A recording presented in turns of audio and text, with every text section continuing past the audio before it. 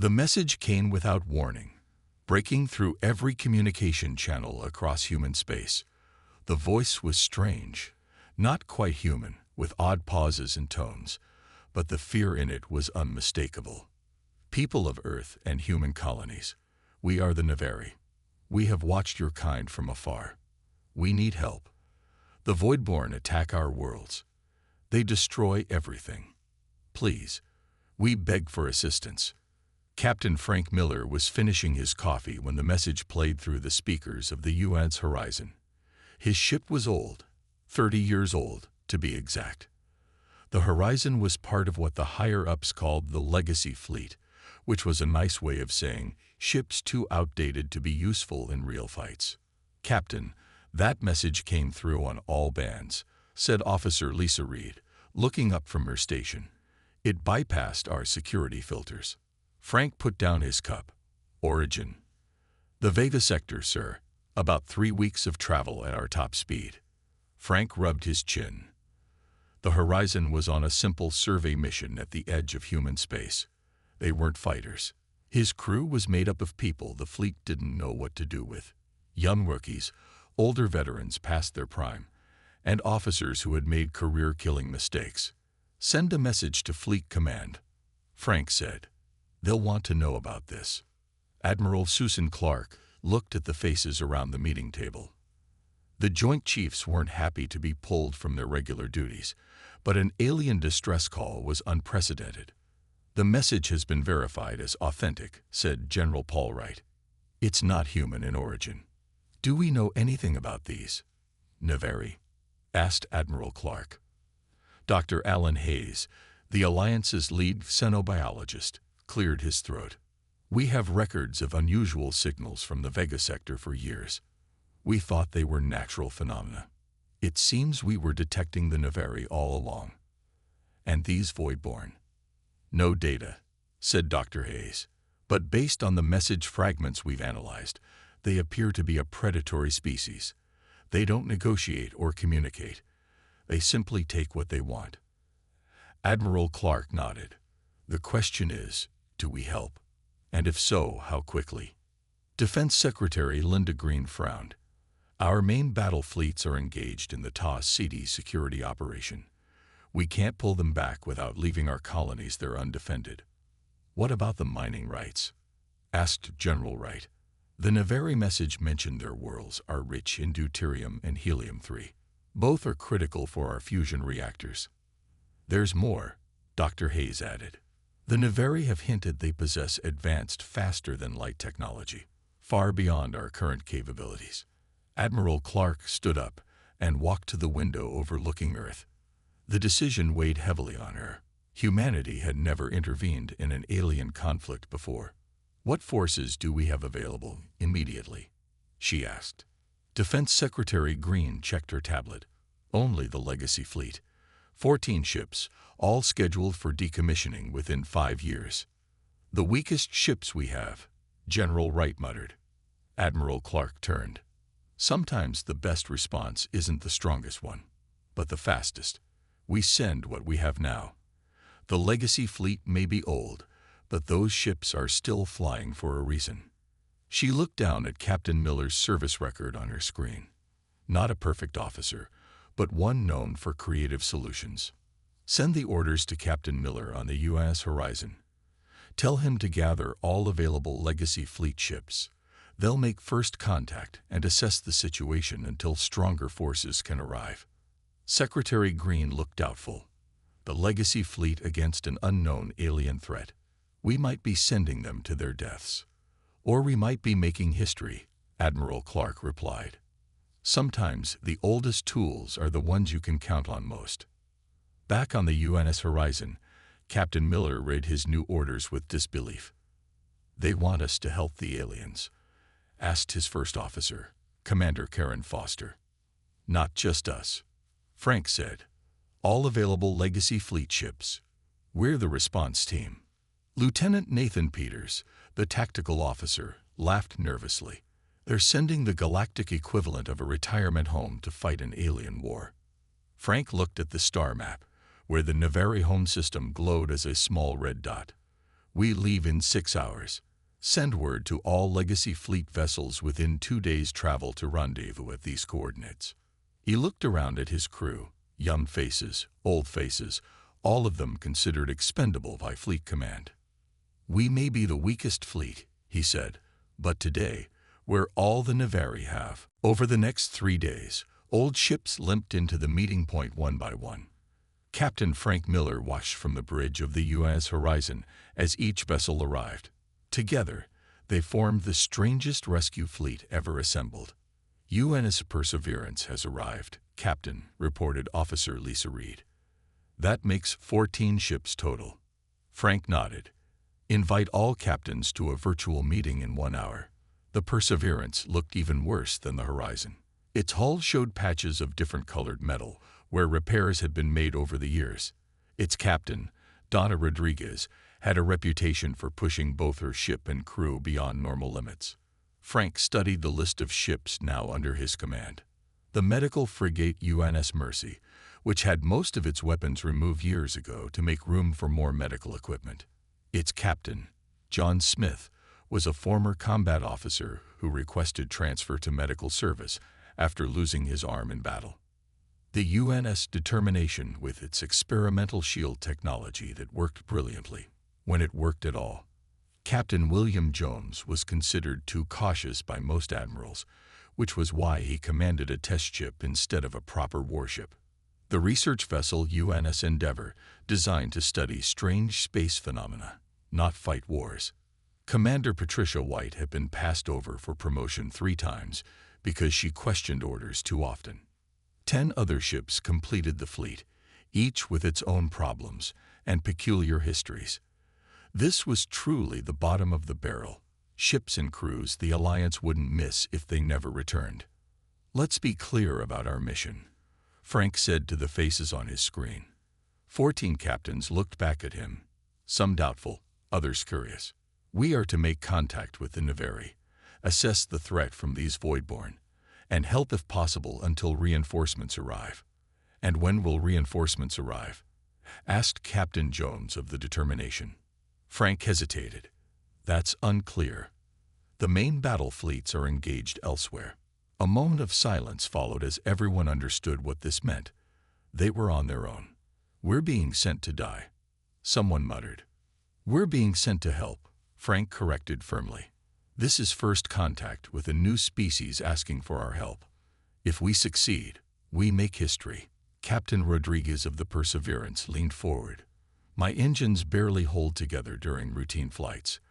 How are we supposed to fight an alien species that even scares other aliens? Frank had been asking himself the same question. We use what we have. Experience, creativity, and the fact that no one expects much from us, including these Voidborn. The meeting continued as they discussed what little they knew about the Navari and the threat they faced. Lieutenant Nathan Peters, Frank's tactical officer, spoke up near the end. Sir, I've been studying possible routes to the Navari system. There's a rarely used passage through the Cygnus Void that could cut our travel time by 8 days. The Cygnus Void is unstable, objected Commander White of the Endeavour. The gravitational fluctuations could tear our ships apart. True, Peters acknowledged, but I've calculated a path that minimizes the risk. We'd need precise navigation, but it's possible. Frank considered this. 8 days could mean the difference between finding living Navari or arriving too late. We'll take the Cygnus route, he decided. Commander White, since your ship has the best sensors, you'll leave us through. As the meeting ended, Intelligence Officer Laura Campbell entered the bridge with a troubled expression. Captain, I've been analyzing the Navari message, she said quietly. There are inconsistencies in the translation. Something doesn't add up. What do you mean? Frank asked. Parts of the message use metaphors that suggest the Navari think very differently than we first assumed. And there's a phrase that could mean either help us fight or help us escape. The difference is significant. Frank frowned. Can you contact Fleet Command for clarification? Laura shook her head. We're already at the edge of communication range. Once we enter the Cygnus Void, we'll be on our own. Frank looked at the star map showing their planned route. 14 outdated ships heading into unknown danger. But they were committed now. "Prepare the fleet for departure," he ordered. "We leave in 6 hours." As officers hurried to comply, Frank wondered if he was leading his people to a historic achievement or a historic disaster. Either way, they would soon find out. Scrapyard Squadron. That's what other fleet officers called them now. Captain Frank Miller had seen the message traffic before communications faded. It wasn't meant for his eyes, but someone had forwarded it to him anyway. The 14 ships of the Legacy Fleet pushed steadily toward the Cygnus Void. From the outside, they looked like a sad parade of space junk rather than a rescue mission. Paint peeled from hulls. Engines glowed unevenly. The UNS Perseverance had started leaking radiation from its port engine and needed constant adjustments. "Entering the void in 5 minutes, Captain," said Lieutenant Peters at the navigation station. Frank nodded and opened a channel to the fleet. "All ships prepare for gravitational disturbances. Stick to the course plotted by the Endeavour exactly." The Cygnus Void was not actually empty as its name suggested. It was filled with invisible currents of gravity that could pull a ship apart if it strayed from the safe path. The space ahead looked normal to human eyes, but the ship's sensors showed swirling danger all around the narrow, safe corridor they would travel. "Endeavour has taken the lead position," reported Officer Reed. "Commander White signals she's ready." Frank took a deep breath. "Tell all ships to proceed." The fleet entered the void in single file. At first, everything seemed fine. Then the first gravitational wave hit them. The horizon shook violently. Warning alarms blared across the bridge. 3 other ships reported damage to their outer hulls. "Hold course," Frank ordered as his chair restraints kept him from being thrown to the floor. "Everyone stick to the path." For 6 terrifying hours, the fleet fought their way through the void. The USS Mercy lost an engine. The Determination's shields failed completely. But somehow, they'd all made it through. "Status report," Frank called once they reached calmer space. 5 ships reporting serious damage, sir," said Commander Karen Foster, reviewing incoming messages. "But we've cut 8 days off our journey, as Lieutenant Peters predicted." Frank nodded. "Have Chief Engineer Cooper coordinate repair teams. I want all ships functional before we reach Navary space." Sam Cooper was 70 years old and should have retired 15 years ago. But no one in the fleet knew these old ships better than him. He floated in his spacesuit outside the horizon, directing younger engineers as they patched hull breaches. "No, no, no," he shouted over the radio. "That's not how you secure a pressure seal on an S-class hull. Did they teach you nothing in engineer school?" The younger engineer looked embarrassed. "We don't study S-class hulls anymore, sir. They stopped making them 20 years ago." Sam grumbled and took over the work himself. His gnarled hands moved with surprising grace in the zero gravity. "These old girls still have life in them," he muttered as he worked. "Just need someone who speaks their language." While repairs continued, Dr. Olivia Bennett worked in her small lab studying everything they knew about the Navary. As the fleet's xenoanthropologist, her job was to understand alien cultures. But she had very little to work with, just fragments of messages and some old sensor readings. "They communicate with sound like we do," she explained to Frank during his visit to her lab. "But they also use subtle light patterns on their skin that our translators might have missed."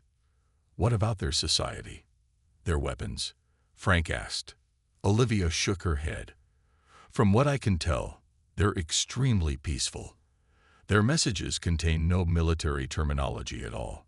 They discuss harmony and balance frequently." "A peaceful species being attacked," Frank mused. "No wonder they reached out for help." "Captain," Olivia said carefully, "a species with no concept of warfare may not understand what they're asking for.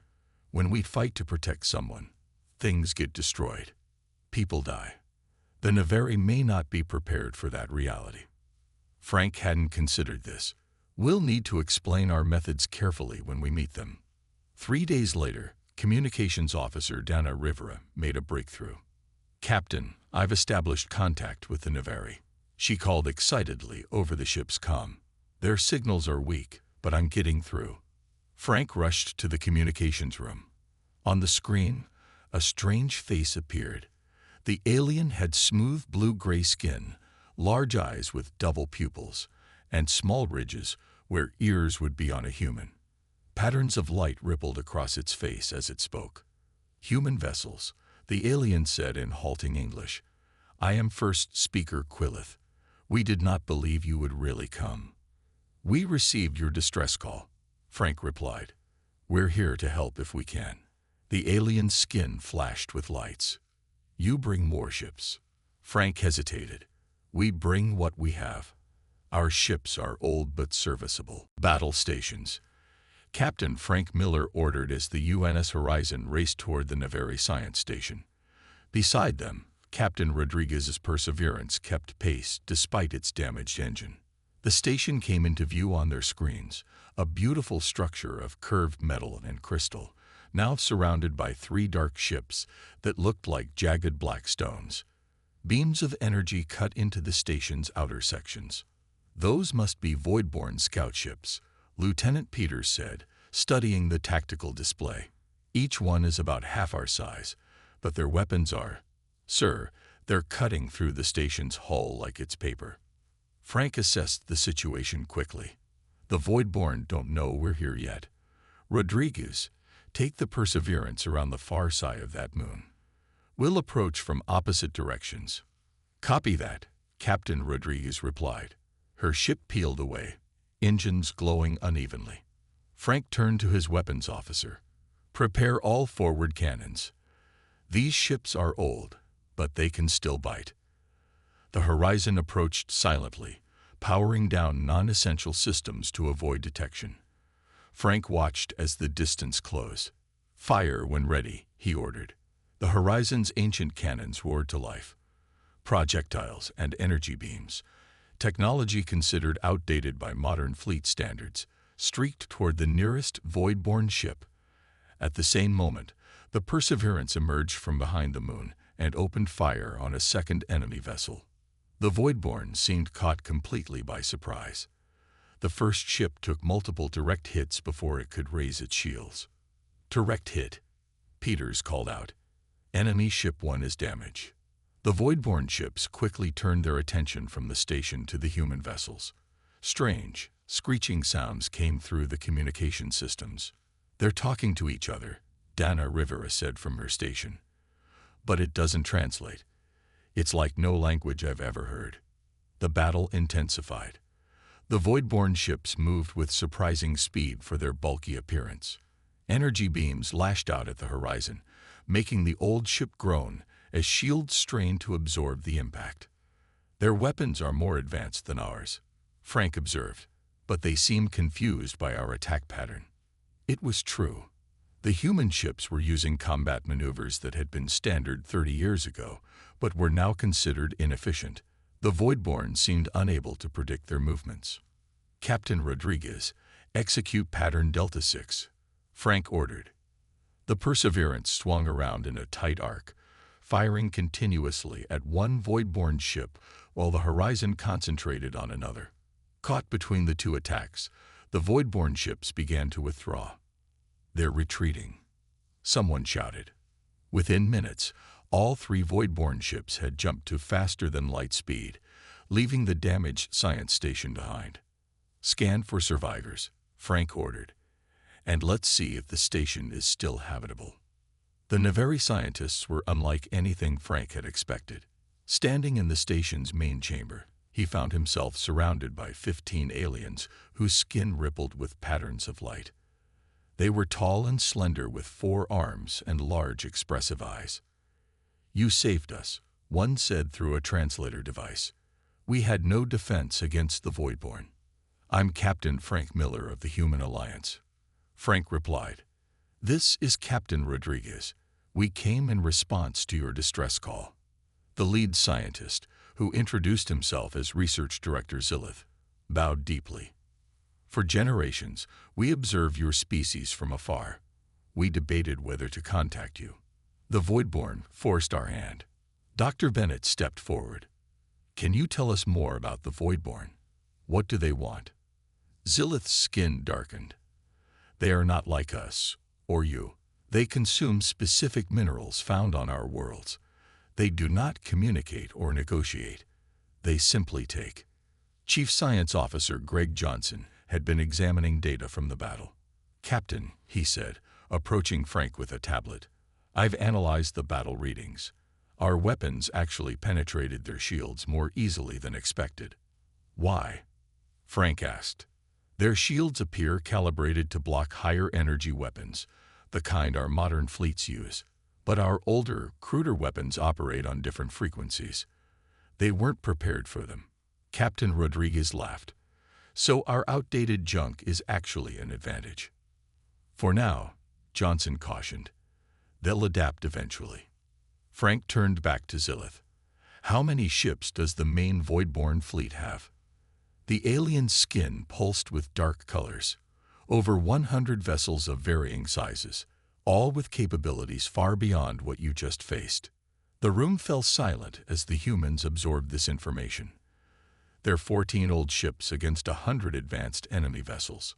Lieutenant Peters, Frank said finally, what's your assessment? 3 days later, the UNS Horizon and Perseverance rejoined the rest of the Legacy fleet at the edge of the Navari home system.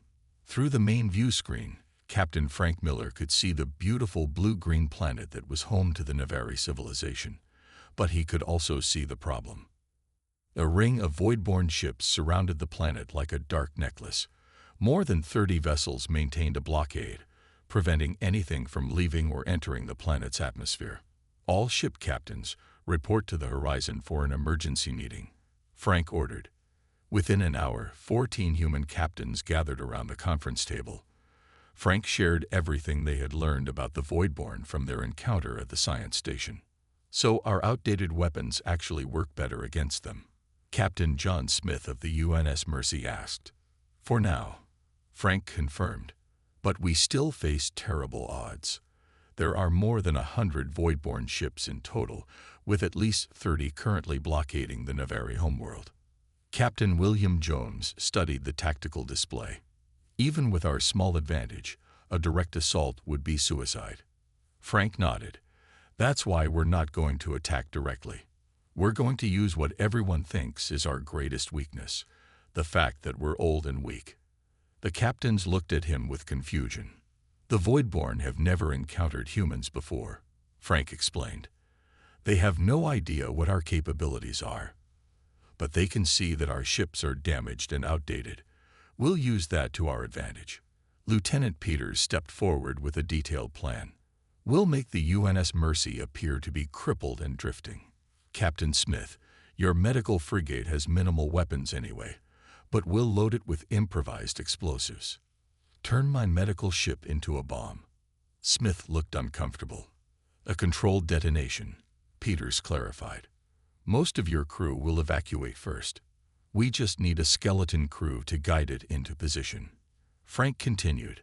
The Voidborn will see a damaged ship as easy prey. When they move to capture it, we detonate the explosives at exactly the right moment to create a gap in their blockade. Commander Patricia White of the Endeavour raised her hand. My research equipment might be useful here. We've been studying quantum field disruptions. With some modifications, we could create a device that scrambles their coordination signals. Perfect, Frank said. Meanwhile, we'll approach using flight patterns that haven't been used in combat for decades. Manual targeting instead of automated systems. Short-range weapons when they expect long-range attacks. Everything we can do to be unpredictable. In other words, Captain Rodriguez summed up with a smile. We'll use being old and obsolete as our secret weapon. The captains began to nod, some even smiling as they understood the plan. It's crazy, Captain Jones admitted, but it just might work. The UNS Mercy drifted toward the Voidborn blockade, emergency lights blinking erratically. Fake damage marks had been added to its hull, and it was leaking radiation in a way that suggested critical engine failure. Inside, Sergeant Kate Martinez, and her small team monitored the explosives they had rigged throughout non-essential sections of the ship. Voidborne ships are responding, Kate reported over the secure channel to the horizon. 3 vessels breaking formation to investigate us. Frank watched from the bridge of the horizon, hidden behind a small moon along with the rest of the fleet. Hold position. Let them get closer. The Voidborne ships approached the Mercy cautiously. One extended what appeared to be a docking tube. They're taking the bait, Kate whispered. Docking procedure in progress. Frank took a deep breath. All ships prepare to move on my mark. Kate, be ready with those explosives. The first Voidborne ship attached itself to the Mercy. Strange readings showed they were scanning the interior. They're inside the outer hull, Kate reported, her voice tense. 20 seconds until they reached the first explosive chamber. Frank counted down silently, then gave the order. Now. The explosives detonated in a carefully planned sequence.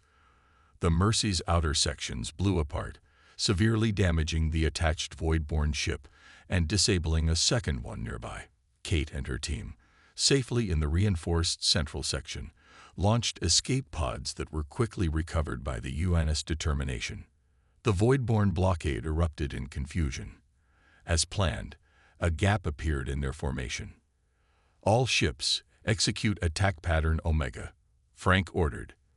The Legacy fleet emerged from hiding, flying in formations that hadn't been used in human space battles for decades. The UNS Endeavour activated its modified research equipment, sending out pulses that disrupted the Voidborne coordination signals. Time was running out. With only 48 hours before the Voidborne main fleet arrived, Captain Frank Miller organized the Legacy fleet and Navari into teams. Every minute counted. Frank stood in the grand meeting hall of the Navari capital city. The alien architecture was beautiful, curved structures that seemed to flow like water, ceilings that glowed with soft light. We need to turn your peaceful technology into defensive weapons, Frank explained to the gathered Navari leaders. Your people have never fought a war, but you still have tools we can use. First speaker Quillith's skin rippled with concerned patterns. Our technology is designed to create, not destroy. Sometimes the best defense comes from unexpected places, Frank replied. Chief Engineer Sam Cooper had been examining the Navari power generators. The old engineer's eyes lit up with excitement as he approached Frank. Captain, these generators are amazing, Cooper said. The Navari use them to power their cities, but with some modifications, they could create massive electromagnetic pulses. Would that hurt the Voidborne ships? Frank asked. It would scramble their systems temporarily, not destroy them, but disable them long enough for us to target their weak points. Frank nodded. Make it happen. Take whatever help you need from the Navari engineers.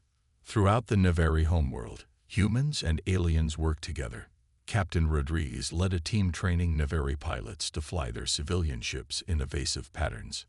No, no, Rodriguez shouted as a Navari pilot practiced in a simulator. When they fire at you, don't fly straight. Zigzag, like this. She demonstrated the motion with her hand. The Navari pilot's skin flashed with lights that the translator interpreted as embarrassment. We have never needed to fly to avoid being hit before. Rodriguez's expression softened. I know, but you're learning fast. Lieutenant Peters worked with a group of Navari mathematicians, using their advanced computers to analyze the Voidborne attack patterns from previous encounters. They attack in sequences that repeat, Peters explained, pointing to the patterns on the screen. If we can predict their movements, we can be one step ahead. A Navari mathematician named Zalan made a series of rapid calculations. There is a mathematical basis to their formations. It is complex, but not random.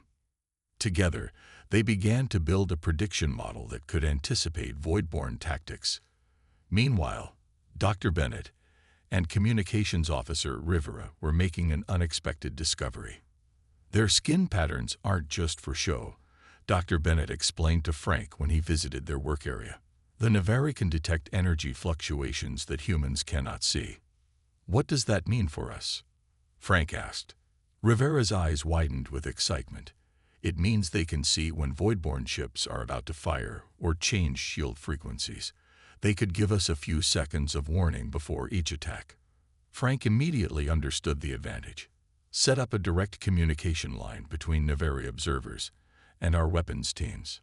On the UNS Determination, Captain Jones was working with his engineers to solve a different problem. The ship's experimental shield technology had been considered a failure because it was unstable and drained too much power. What if that's actually useful? Jones muttered to himself as he made adjustments. We don't need the shields to last forever. We just need them to be incredibly strong for short periods.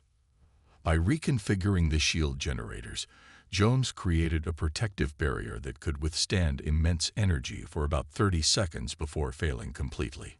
It would be enough to protect key Nevari installations during critical moments of the battle. As the preparations continued, long-range sensors detected movement. Frank was called to the Nevari Control Center urgently. The Voidborn fleet, Quillith said, pointing to the display. They have increased speed. They will arrive in 12 hours, not 48.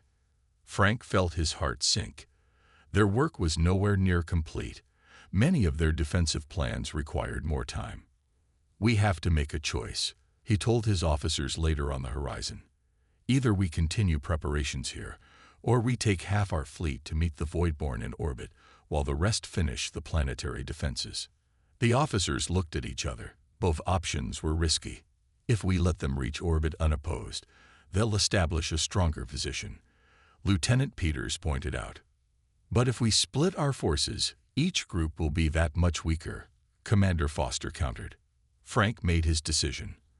I'll take half our ships to engage the Voidborn in orbit. Commander Foster, you'll stay and coordinate the completion of the planetary defenses with the remaining ships. Voidborn main fleet approaching. 134 ships detected. The words hung in the air of the Horizon's bridge as Captain Frank Miller watched the enemy arrive. His 7 ships looked pathetically small against the massive Voidborn armada. The remaining 7 human vessels were positioned around the planet below, completing the defensive preparations. All ships, assume attack formation Beta, Frank ordered. Remember your training. Be unpredictable. The Legacy fleet moved forward, not retreating, not hiding, but advancing directly toward an enemy that outnumbered them nearly 20-1. From the planet below, Commander Foster and the Nevari watched with a mixture of hope and dread. The space around the Nevari homeworld erupted in battle. The UNS Horizon darted between larger Voidborn vessels, causing them to fire upon each other in their attempts to hit the agile human ship. Captain Rodriguez and the Perseverance executed maneuvers that should have torn her damaged vessel apart, but somehow the old ship held together. Engineering reports hull breach on decks 4 through 6, reported Officer Reed. Shields failing. Vent atmosphere from the damaged sections. Frank ordered. Make it look worse than it is. The horizon appeared to be crippled, drifting with emergency lights blinking. 3 Voidborn ships moved in for the kill, exactly as Frank had hoped. Now, he commanded. The Horizon's engines roared back to life. All weapons fired simultaneously at the nearest Voidborn ship, targeting the weak points that Lieutenant Peters had identified. At the same moment, the UNS Endeavour activated its modified scanners, sending out pulses that disrupted the Voidborn's coordination. On the planet below, Commander Foster gave the order, activate the EMP platforms. Across the Nevari world, the converted power generators fired electromagnetic pulses into space. 37 Voidborn ships suddenly lost power, drifting helplessly. It's working. Someone shouted on the bridge. But the battle was far from over. The remaining Voidborn ships adjusted quickly, changing their shield frequencies to block the human weapons. Lieutenant Peters studied the tactical display with intense concentration. Captain, they're not trying to destroy the planet, he said suddenly. Look at their formation. They're establishing specific orbital positions. Frank saw it too. The Voidborn weren't attacking randomly. They were setting up a pattern around the planet. They're not invaders, Frank realized. They're harvesters. They're positioning to extract resources. This insight changed everything. If the Voidborn were following a harvesting protocol rather than a battle plan, their next movements became predictable. All ships target these coordinates, Frank ordered, marking key points in the Voidborn formation. Disrupt their positioning at all costs. Captain Rodriguez led a squadron of converted Navari ships in a daring attack on the largest Voidborn vessel, the command ship that Lieutenant Peters had identified. The civilian ships had been equipped with simple explosives, piloted by Navari volunteers with humans providing tactical guidance. The makeshift attack force took heavy losses, but they reached their target. The Voidborn command ship's engines exploded in a blinding flash. Without central direction, the Voidborn fleet fell into disarray. Ships collided with each other as their formation collapsed. "They can't coordinate," Peters exclaimed. "Their hive mind is disrupted." Below on the planet, Navari, with their special sensitivity to energy fluctuations, helped human gunners target communication nodes on the Voidborn ships. One by one, the alien vessels began to retreat, unable to maintain their harvesting formation. As the last Voidborn ships fled the system, the battered legacy fleet took stock of their losses. 3 ships destroyed, the others damaged but repairable. The cost had been high, but the Navari homeworld was safe. 1 week later, Frank stood in the Grand Navari Council chamber as First Speaker Quillith addressed the assembled humans and Navari. "Today we formalize our alliance with humanity," Quillith announced, skin glowing with bright patterns of joy. "We offer our advanced faster-than-light research and resources in exchange for continued protection." Frank's communication device beeped. It was Admiral Clark. "Captain Miller, the Alliance's premier combat fleets will reach your position in 6 hours," she said. "How are you holding out?" Frank looked around at his crew, the misfits, the has-beens, the never-wheres who had just saved an entire civilization. "Thank you, Admiral," he replied with a smile, "but I'm afraid you missed all the excitement. The weakest fleet has already taken care of the situation."